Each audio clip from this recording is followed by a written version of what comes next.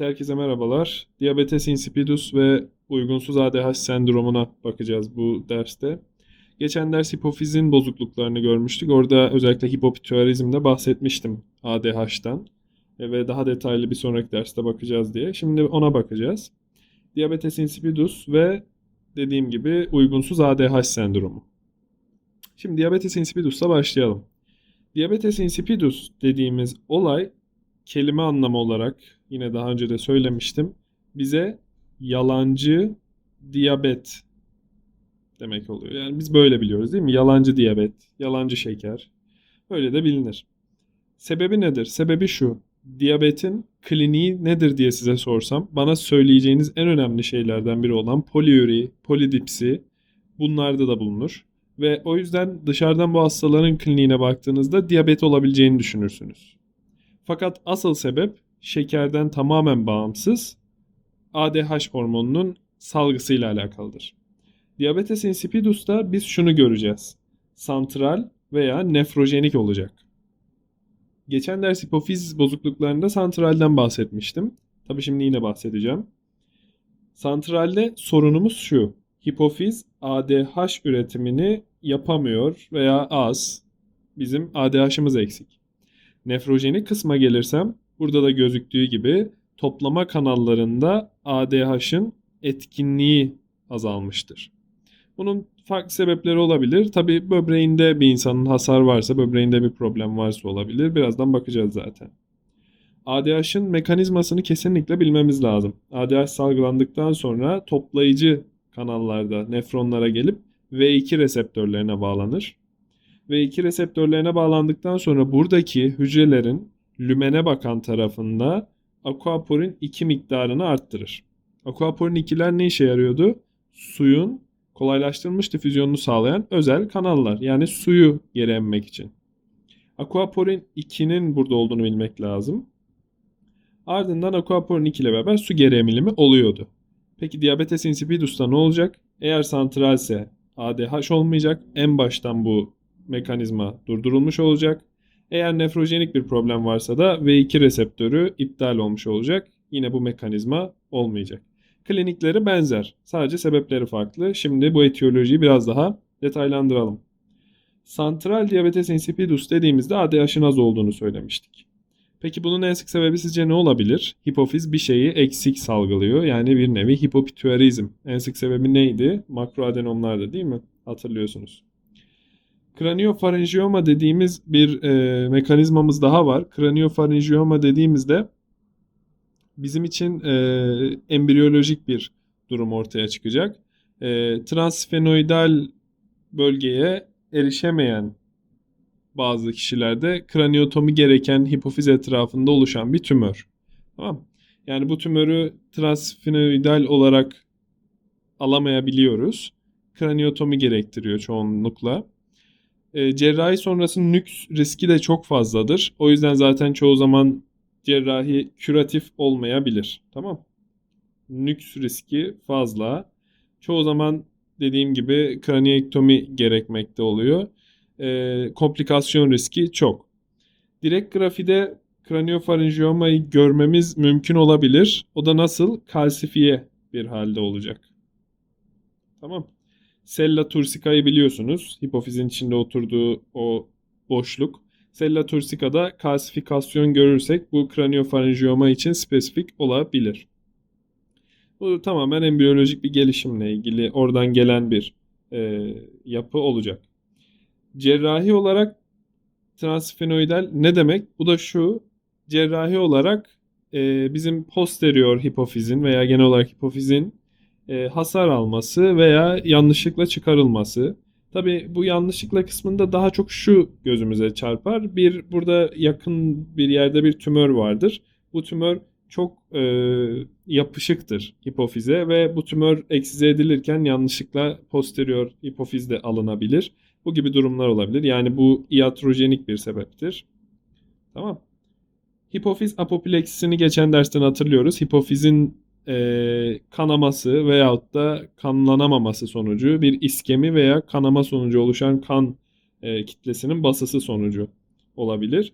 Ve Sheehan sendromunda yine hatırlıyoruz ki özellikle hamile kadınlarda doğum sırasında ciddi kan kaybına bağlı olarak hipofizin hipovolemiden, hipoperfüzyondan dolayı geçici süreliğine fonksiyonunu yitirmesi oluyordu. Yani aslında burada ADH'a özel değil de yine biz hipopituarizmin sebeplerini konuşmuşuz gibi oluyor, değil mi? Bunun sonucunda ADH azalacak ve ADH görevini yapamadığında bazı klinikler ortaya çıkacak. Onlara bakacağız. Şimdi bir de gelin nefrojenik diabetes insipidus'a bakalım. Burada da problemimiz reseptörde. ADH seviyesi bu kişilerde normal, hatta belki biraz fazla bile olabilir. Reseptöre gelen ADH işlev yapamıyor. Bunun sebebi ne olabilir diye düşünecek olursak hemen şuradan açalım. Burayı kestik. Hipokalemi bunun bir sebebi, hiperkalsemi bunun bir sebebi ki hiperkalsemi bizim için çok önemli olacak. Şu şekilde önemli olacak. Hiperkalsemi çoğu zaman belki atlanabiliyor ama çok çok spesifik bir şekilde hiperkalseminin yaptığı bir nefrojenik diabetes insipidus vardır. Bu hiperkalsemisi olan kişilerde poliüri, polidipsi görülür. Bunun asıl sebebi kalsiyumlarının kanda fazla olduğu zaman gelip buradaki reseptörü bloke ediyorlar. ADH'ın bağlanmasını bloke ediyorlar ve bu sayede bir nefrojenik diabetes insipidus yapıyor. Hiperkalsemi. Bu bizim için önemli. Aynı zamanda lityumlar özellikle bipolar bozukluklarda kullanılan ilaçlardır. Yine yapabiliyorlar. Hatta bipolar tedavisi alan kişilerin yanlış hatırlamıyorsam %30 civarında bu gibi problemler görülebildiği ve bu yüzden kontrol edilmesi gerektiğini hatırlıyorum. Kronik pielonefrit tabii ki de zaten ilk aklımıza gelenlerden bir tanesi. Direkt böbreğimizde bir hastalık, böbreğimizde bir problem varsa yine amiloidoz sıkıntı böbreği tuttuğu zaman yine böbrek fonksiyonlarını, nefron fonksiyonlarını bozan bir durum.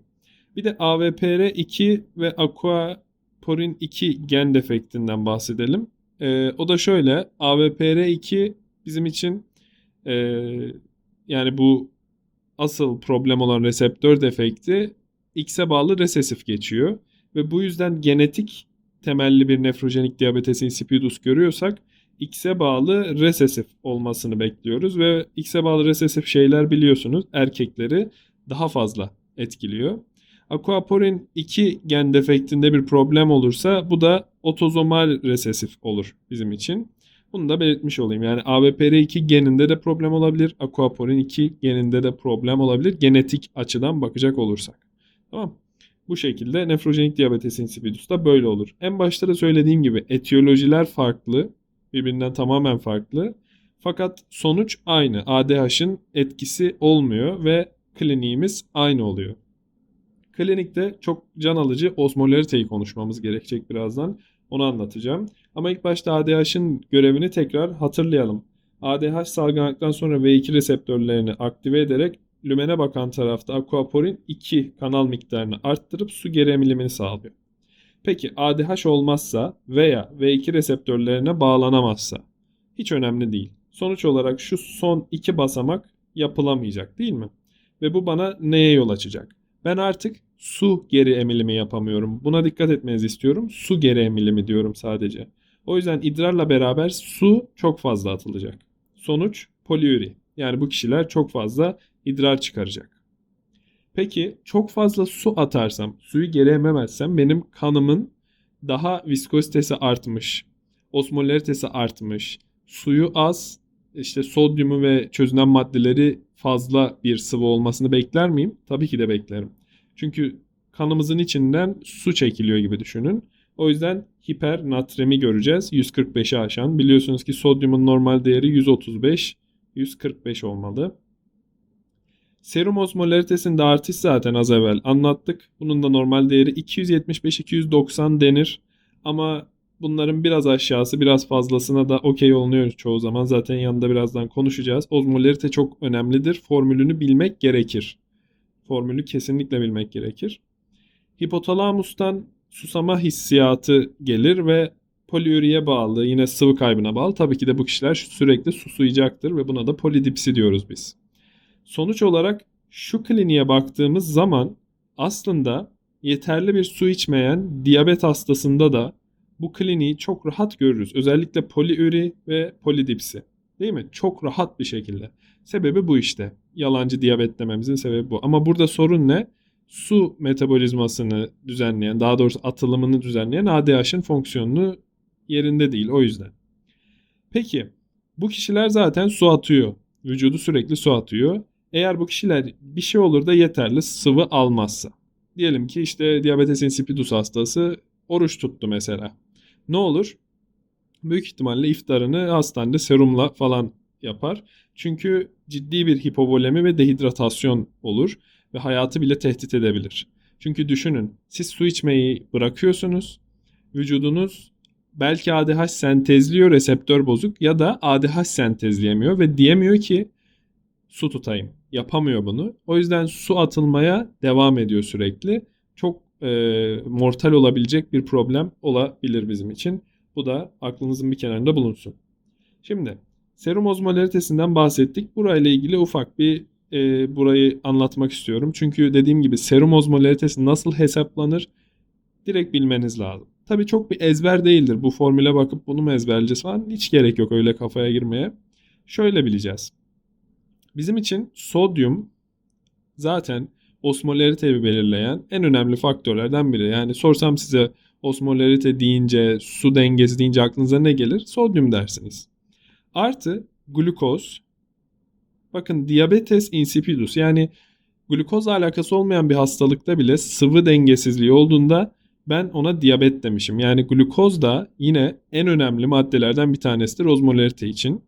Ve yanına bunu da koyuyoruz. Tamam. Bunu da koyuyoruz. Şimdi bu konuyla ilgili aklınızda serum osmolaritesinin normal değerinin ve hesaplanmasının şöyle kalmasını istiyorum. Sodyumun normal değerini bilmeyen bir tıp öğrencisi olmamalı. Sodyumun normal değerini 135-145 olarak biliyoruz. Bunu hemen 2 ile çarpalım. Formüldeki gibi. 270 veya 290 değil mi? İşte şu glukoz bölü 18 artı bun bölü 2,8'den gelecek kısım bize en fazla 10'dur. Ortalama olarak konuşuyorum. Peki bunu ne için söylüyorum? Şeker hastalığı olmayan veyahut da işte bununun ciddi bir miktarda artmadığını düşünüyorum. Normal sağlıklı bir insanı düşünüyoruz. Orayı da belirteyim. Yani yoksa şekeri 800 olan bir insan için bu geçersiz olur. Yaklaşık olarak 5 ila 10 arasında bir sayı gelir. O yüzden bu bulduğumuz sayıya 5 ila 10 arasında bir ekleme yapacağız. İşte 275, 295, 280 zaten normal aralıkta. 300'de bozar mı bizi? Çoğu zaman bence bozmaz. 270'ler de bozmaz. Ama biz kesin olarak 275, 290 diye de bilebiliriz. Tamam. Umarım burası da anlaşılmıştır. Sodyumun normal değerini biliyorsan osmolariteyi de biliyorsundur. Çünkü 2 çarpı sodyum artı 10 en fazla. Tamam. Şimdi bunu da siz kendiniz de düşünebilirsiniz. Mesela glukozu 800 olan bir hasta diyelim. İleride göreceğiz diyabette, diyabetik ketoasidoz gibi durumlarda 800 glukozu var. Yani şeker hastası biri.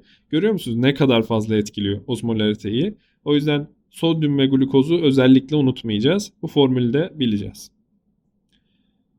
Şimdi diabetes insipidus böyleydi. Kliniğini de söyledik. Poliürisini söyledik. Dehidratasyon olabilir dedik. Polidipsi olur dedik. Sebebini de anlattık. Şimdi gelelim uygunsuz ADH sendromuna. Sürekli bu İngilizce kısaltmasında yazıyorum çünkü yani kaynaklarda bunu daha çok görüyoruz. O yüzden gözümüz alışsın diye. Uygunsuz ADH sendromu. Bunun olayı nedir? Bu da aslında diabetes insipidus'un tam tersi. Adı üstünde uygunsuz bir şekilde ADH sürekli salgılanıyor. Tamam. Bunun en sık sebebi ne olacak? Tabii ki de hipofiz. Çünkü hipofiz salgılıyor ADH'ı. Bir şey olacak ve hipofiz sürekli ADH salgılayacak. Aklınıza şey gelebilir belki geçen dersten ve bu dersi ilk defa görüyorsanız, ne bileyim, bir ADH, OMA falan gibi şeyler gelebilir ama burada öyle bir şey konuşmayacağız. Şunu söyleyeceğiz. Vücutta bir problem var ve sürekli ADH üretilmesini uyarıyor olabilir. Ve bu sayede hipofiz çok çalışıyordur. Tamam. Böyle olmasını daha çok bekliyoruz. Bunlardan en sık sebepler arasında pulmoner hastalıklarımız var. Pulmoner hastalıklar sonucunda oluşan özellikle kronik bir hipoksi olursa ADH salınımını sürekli uyarır. İlaçlar çok önemlidir. Yine trisiklik antidepresanlar, SSRI'lar, karbamazepin, bunlar en çok bilinenler. Biliyoruz, bakın burada da gördük yani TCA ve SSRI aslında psikiyatride kullanılan ilaçların çoğu endokrin sistemi etkiliyor değil mi? Az evvel de lityumu gördük mesela. İntrakraniyal hastalıklar bizim için direkt olarak ADH uyarıcısı olabilir. İnmeler, kanamalar, menenjitler, ensefalitler. Yani direkt olarak hipofizde bir patoloji var ve bu yüzden oluyor demedik bu defa. Dikkatinizi çekiyorum. Bu saydığım sebepler dışında da sebepler olabilir ama en önemlileri bunlar. Uygunsuz ADH sendromunun etiyolojisini çok fazla sorgulamazlar diye düşünüyorum. Aşırı detaylı bir şekilde en azından. Biz bunları tabii ki de bileceğiz. Burada yazanları bileceğiz. Bir de düşük bir ihtimal olabilir ama ektopik. Aslında düşük bir ihtimal de değil. Çünkü küçük hücreli akciğer karsinomu bizim başımızın belası endokrin bozukluklarda. Bir tanesi hariç, ona da geleceğiz. Zamanı geldiğinde onu da söyleyeceğim. Küçük hücreli akciğer kanserini aklınızın bir kenarına kesinlikle yazın. Yani birisi gelip size şunu derse, bir endokrin, bir herhangi bir hormonun fazla salındığı, bozukluğu olduğu bir durum söyleyip, bunun sebebi de ne hipofiz ne o hormonla alakalı bez, ektopik olduğunu söylüyorsa, bu en çok nereden geliyordur acaba derse, küçük hücreli akciğer kanseri deyin, çok büyük ihtimalle tutar. Küçük hücreli akciğer kanseri endokrin yapılarla ilgili en çok bozukluk yapan, saçma sapan hormon üretebilen değişik bir kanser tipidir. O yüzden küçük hücreli akciğer kanserini burada yazıyoruz. Tabi pankreas kanserleri, lenfoma, santral sinir sisteminde olan tümörler de yapabilir. Ama malinitelerde küçük hücreli akciğer kanseri bizim için en sık olandır ve genel olarak uygunsuz ADA sendromunun en sık sebebi de malinitelerdir. Tamam. Bu bizim için önemli olacak küçük hücreli akciğer kanseri. Direkt oradaki kanser hücresi ADH üretiyor, tamam? Hipofizi uyarmıyor yani. Şimdi ADH'ın sistemini zaten demin anlattık. Tekrar kafanızı şişirmeyeyim. Ama bu defa ne olacak? ADH fazla. V2 reseptörleri fazla uyarılacak. Aquaporin 2 miktarı çok artacak ve ciddi bir su geri emilimi olacak. Sizce bu defa ne olur? İdrar ne olur mesela? Tabii ki de azalır değil mi? Çünkü idrarla atılacak olan suyu bu defa, bak demin çok atıyorduk su, bu defa da normal atmamız gereken suyu bile tutup geri çekiyoruz. İdrar miktarı azalır. İdrarın dansitesi veya işte idrarın yoğunluğu diyelim veya ozmolaritesi ne olur? Yani idrarın koyuluğu artar değil mi? Bu da güzel. Peki serum osmolaritesinden bahsedelim. Düşünün, kanınıza sürekli su emilimi oluyor. Bakın sodyum falan değil, su. Sodyum da emiliyor tabii ama sürekli su emiliyor normalden daha fazla. O zaman ne olur? Öncelikle kan volümü artar, değil mi? Su artışına bağlı ve su dışında her şey normal kanda, sen üstüne su ekleyip duruyorsun. Ne olur? Kanın yoğunluğu azalır, osmolaritesi azalır. Değil mi? Viskozitesi azalır. O yüzden serum osmolaritesinin düştüğünü söyleyeceğiz. Peki, örneğin elinizde bir bardak var ve bu bardak yarısına kadar su ile dolu. Bunun üstüne 2 kaşık tuz attınız. Tamam. Sodyumu temsil etsin diye söylüyorum. Şimdi burada bir osmolarite, bir şey var. Peki ben bunun üstüne gelir saf suyla tamamen doldurursam kabı. Ne olur sizce buradaki sodyumun derişimi azalır, değil mi? Sodyum miktarı aynı olmasına rağmen azalır. O zaman biz buna ne deriz? Dilüsyonel hiponatremi. Peki yazamadım ama dilüsyonel hiponatremi. Bakın bu kişilerde hiponatremi görülür mü? Kesinlikle görülür. Ama sebebi sodyumun fazla atılması, yeterli geri emilememesi falan değildir. Sodyumun mekanizmaları düzgündür. Ama sen kanın içine sürekli saf su çekiyorsun. O yüzden yalancıymış gibi düşün ama yalancı değil. Hiponatremi oluyor ve dilüsyonel. Tamam, dilüye etmek demek seyreltmek demektir içine su katarak. Dilüsyonel hiponatremi görülür. Bu kısım çok önemli, o yüzden bu kadar üstüne bastırdım. Şimdi şuralara bakalım. Su geri emilimi artar dedik. İdrar sodyumu 20'nin üzerindedir. Bu da çok önemli. Bu bizim için neden önemli? Şu yüzden önemli. İdrarla sodyum atılımı da var yani. Bunu göstermek için önemli. İdrarla sodyum atılımı normalde maksimum 20 olmalı ama bu kişilerde 20'nin üzerine de çıkabilir. Bu bizim için önemli. Hem bu yüzden hem de ciddi sıvı alımına bağlı olarak hiponatremi görülmekte. Hipervolemiye bağlı RAS sistemi var. O yüzden bu kişilerde ödem görülmez. Bu çok önemlidir. Mesela hocanız geldi size dedi işte uygunsuz ADH'da hipervolemi olabilir mi? Siz de düşündünüz. Dediniz ki su emiliyor. Çok rahat olabilir. Doğru söylediniz. Peki su fazlaysa ödem olur mu? Olmaz. Çünkü hipervolemi veya hipovolemi tam tersi de olabilir. Bu gibi durumları tansiyonun bu volüme bağlı düşüş yükselişlerini kontrol eden en güçlü mekanizmamız RAS'tır. En etkililerinden biri RAS'tır. Renin-angiotensin-aldosteron sistemi. İleride bahsedeceğim. Bu sistem bozulmadığı için bu kişinin böbrekleri bozuk değil veya işte angiotensin problemi yok, aldosteron problemi yok. Yani hiçbir problemi yok bu kısımda. O yüzden bir problem olmaz. Bu çok güzel bir şekilde dengeler bunu ve ödem olmaz. Tamam? Bunu da bileceğiz. Peki nasıl sorunlar, nasıl komplikasyonlar oluşabilir? Sodyumun düşmesi çok kötüdür. Artması da kötü. Sodyumun normal değerine 135-145 demiştim. Tamam. Biz çoğu zaman 130 ile 150 civarına kadar klinik yani hastada bir semptom görülmesi açısından tolere edilebiliyor. Ama 130'un altlarına inildiğinde, 125'lere inildiğinde artık işte semptom görülmeye başlanır çoğu zaman. Eğer sodyum aniden düşerse, mesela sodyumu normalde bir kişinin örnek veriyorum 145.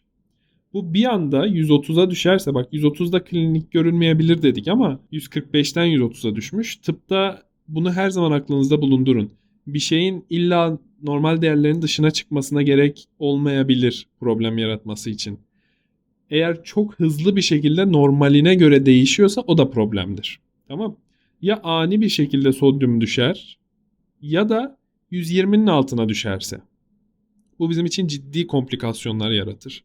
En ölümcül olanı ise beyin ödemidir. Düşünün kanınızın osmolaritesi yani su isteği çok fazla azaldı bir anda. Çünkü sodyum düştü, üstüne su alınıyor. Bir anda düştü. Sonuç dış dokulara doğru su kaçışı olur. Bunun beyinde görüyoruz en sık. Beyin ödemi ve buna bağlı KIBAS bulguları yani kafa içi basınç artış sendromu oluşur. Tamam. Bakın burada bahsettiğimiz ekstrem düşüşler. Onun da dikkatini çekiyorum. Şimdi nöbet riski olabilir ve irritabilite olabilir. Bu da hiponatremiye bağlı eşik değerin düşmesidir. Nöronların uyarılabilir eşik değeri düşer. O yüzden bu kişilerde nöbet veya en ufak şeye aşırı tepki, nöronal tepki verilmesi yani irritabilite bulguları da olabilir. Bu kısmı iyice anlamışızdır diye umuyorum. KIBAS'la ilgili, beyin ödemiyle ilgili tedavi kısmında da zaten ben tekrardan konuşacağım. Çünkü en önemli şey o. Şimdi uygunsuz ADHD'da tanıdık, kliniğinden de bahsettik. Şimdi tanı kısmına gelelim. Tanıda tabii ki de başrolde sodyumumuz var biliyorsunuz. Sodyumun fazla veya düşük olduğu durumlara bakacağız. Eğer bir kişide ölçtüm sodyumu düşük çıktı. Bu bana ne düşündürtür? Düşündürtmesi için önce osmolariteye de bakmam lazım. Osmolaritenin ne kadar hayati bir öneme sahip olduğunu bence anladık buraya kadar. İdrarında ve serumunda osmolarite nedir diye bakarım. Bir bakıyorum bu kişinin serum osmolaritesi düşmüş, idrar osmolaritesi artmış. Yani daha kaba bir tabirle şöyle diyeyim. İdrarı bu kişinin koyulaşmış, kanında ise bol miktarda sıvı tutulmuş ve hiponatremi olabilir. Biz şu an sodyum üzerinden konuşuyoruz. Zaten hiponatremiyi de söyledik de. Böyle bir şey var, durum var. Bu bana neyi hatırlatabilir? Bunun bu arada yani 10-20 tane sebep bile sayabilirim bu durumu oluşturabilecek. Sodyumun düzensizliği tamamen nefrolojide konuşulacak. Yani 40 dakika sodyumu anlatılabilir yani. O yüzden çok fazla sebep var ama bizim için burada diabetes insipidus ve uygunsuz ADH konuşuyorsak volümün de bakılması lazım. Eğer hastanın volümü övolemikse bakın hipervolemi olabilir dedik. Doğru mu? Hipervolemi olabilir. Fakat hipervolemiyi RAS olabildiğince kompanze etmeye çalışır da demiştik hatırlıyorsanız.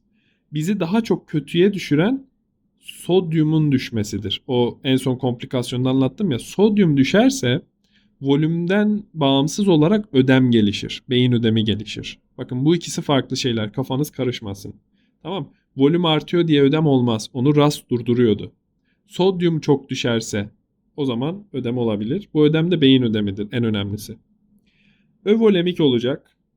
Serum ozmolaritesi düşük, idrar ozmolaritesi yüksek olacak. Ve sonra tiroid fonksiyon testi ve kortizole de bakacağım. Normal mi diye.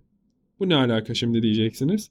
İşte o bahsettiğim aslında bir derste şunu da söylerdik orada olsak. Eğer bir hiponatremi varsa, kişinin osmolaritesi böyleyse, volüm durumu övolemikse bunu yapabilecek bazı sebepler vardır.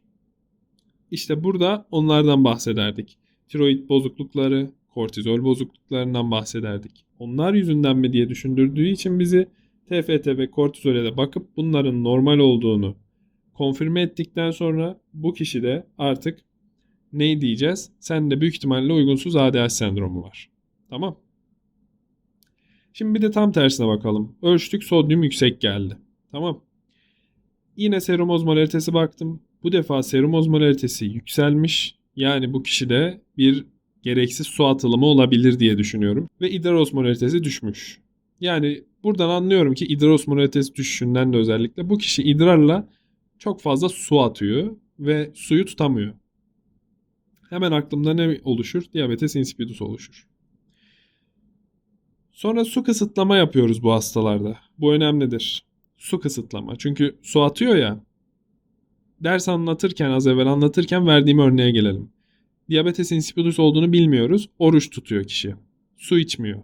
Bakın su kısıtlama. Aslında bir nevi oruç yaptırıyoruz. Ve ne demiştim ben? Eğer diabetes insipidus var ise çok sıkıntıya girer bu hasta. Suyu kısıtladım. Hasta su atmayı bıraktı. Yani vücudu suyu tutabildi. O zaman bu kişide bakın idrar osmolaritesi arttı yani. İdrarı koyulaştı. Diabetes insipidus olsa olur muydu? Hayır. O su atmaya devam ederdi. O zaman diyorum ki sizde psikojenik diabetes insipidus var. Nedir yani? Sen keyfi olarak alışmışsın. Sürekli su içiyorsun sen derim hastaya.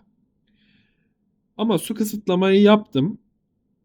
Serum osmolaritesi hala yüksek, idrar osmolaritesi hala düşük. Yani hala idrarı koyulaşmıyor hastanın ve serum osmolaritesi hala yüksek. Su çok yani kanında. Su içmemesine rağmen. O zaman diyorum ki galiba diabetes insipidus olabilir. Hemen ne yapıyorum?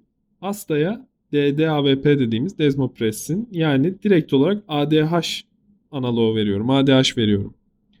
Ve diyorum ki bunu verdim. Şimdi basitçe düşünün aşağıya bakmadan. ADH verdim ve düzeldi. O zaman bu hastanın problemi nedir? Santral diabetes insipidus değil mi?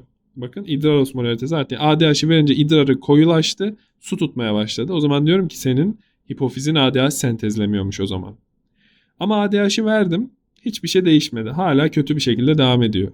O zaman diyorum ki senin V2 reseptörlerinde ADH'a yanıt yok. Yani nefrojenik bir diabetes insipidus diyoruz. Tamam. Tedaviye bakalım. Tedavide diabetes insipidus'a bakalım önce. Burada problemimiz neydi bizim? Ya ADH az ya da ADH etki gösterimi. Yani sonuç olarak ADH etkisi az diyeceğim ben. İkisini de kapsasın. Ve su emilimi, hatta daha bir doğru terim, su geri emilimi azalır.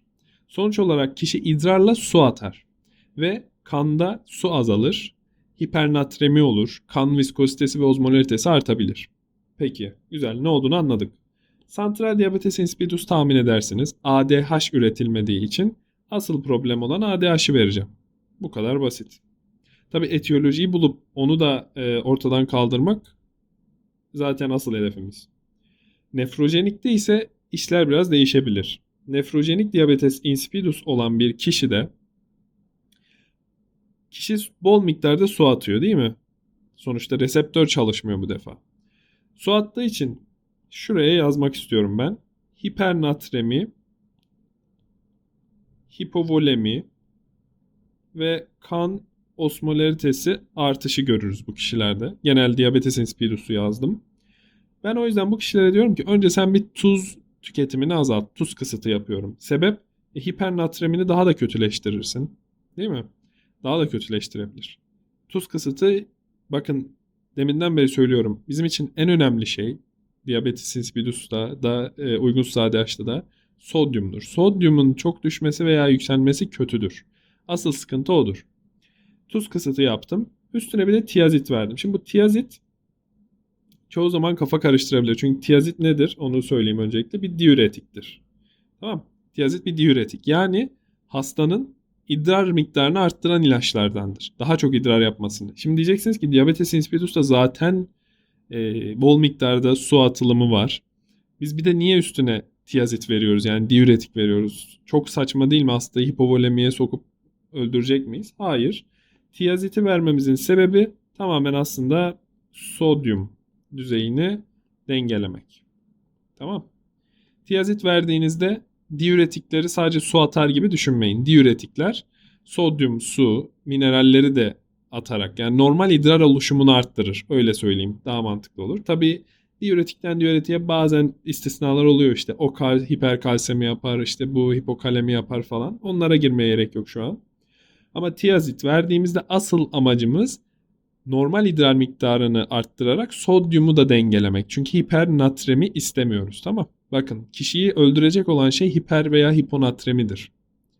Tabii ki de hipovolemi, hipervolemi de sıkıntı çıkarabilir ama onu vücut olabildiğince tolere eder. Önemli olan sodyumu dengelemektir. Hastanın kötüleşmemesi için. Tamam.